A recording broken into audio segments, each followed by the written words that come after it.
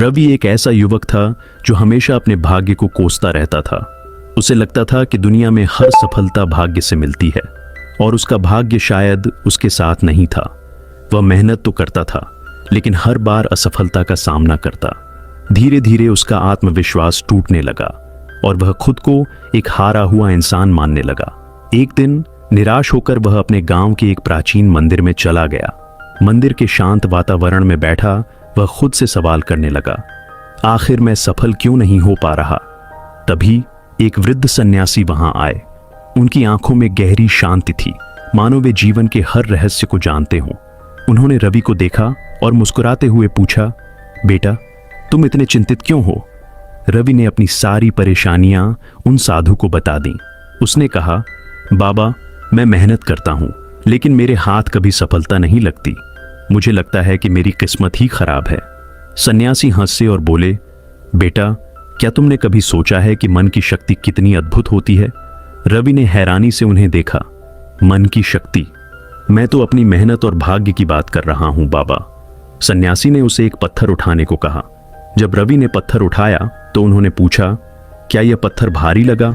रवि बोला, नहीं बाबा यह तो हल्का है। अब सन्यासी ने उसे कहा, अब इस पत्थर को अपने सिर पर रखकर 5 घंटे तक खड़े रहो। रवि चौंका, 5 घंटे? यह तो बहुत मुश्किल होगा। बाबा मुस्कुराए और बोले, बिल्कुल, क्योंकि समय के साथ यह पत्थर भारी लगने लगेगा। वैसे ही अगर तुम नकारात्मक विचारों को अपने मन में लंबे समय तक रखोगे तो वे तुम्हारे जीवन को बोझिल बना देंगे। परमहंस योगानंद जी ने अपने जीवन काल में बार बार इस बात पर जोर दिया कि मनुष्य का मन असीम शक्तियों से भरा हुआ है। यह केवल एक विचार करने वाला उपकरण नहीं है, बल्कि यह एक ऐसा शक्तिशाली केंद्र है जो पूरे ब्रह्मांड के साथ गहराई से जुड़ा हुआ है। जिस प्रकार एक बीज में एक विशाल वृक्ष बनने की पूरी क्षमता होती है, ठीक उसी प्रकार मनुष्य के मन में असीम संभावनाएं होती हैं। परंतु इन संभावनाओं का उपयोग कैसे करना है, यह पूरी तरह से इस बात पर निर्भर करता है कि हम अपने मन को कैसे प्रशिक्षित करते हैं और किस दिशा में केंद्रित करते हैं। मनुष्य का मन केवल भौतिक शरीर तक सीमित नहीं है। आधुनिक विज्ञान भी अब इस बात को स्वीकार करने लगा है कि मन की शक्ति हमारे न्यूरोलॉजिकल सिस्टम तक ही सीमित नहीं होती, बल्कि यह ऊर्जा के अधिक गहरे स्तरों पर काम करता है। योगानंद जी के अनुसार मन 3 प्रमुख भागों में बंटा हुआ होता है।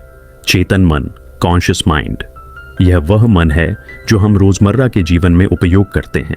हमारे सोचने, निर्णय लेने, विश्लेषण करने और तर्क करने की क्षमता इसी हिस्से से आती है। यह सतही रूप से काम करता है और सीमित होता है। अवचेतन मन, सबकॉन्शियस माइंड, यह हमारे गहरे विश्वासों, भावनाओं और अनुभवों का भंडार होता है।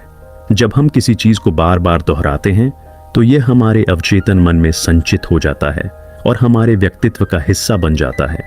अचेतन मन, सुपर कॉन्शियस माइंड, यह मन की सबसे ऊंची अवस्था होती है, जहां हमें दिव्य शक्ति और ब्रह्मांडीय ज्ञान की अनुभूति होती है।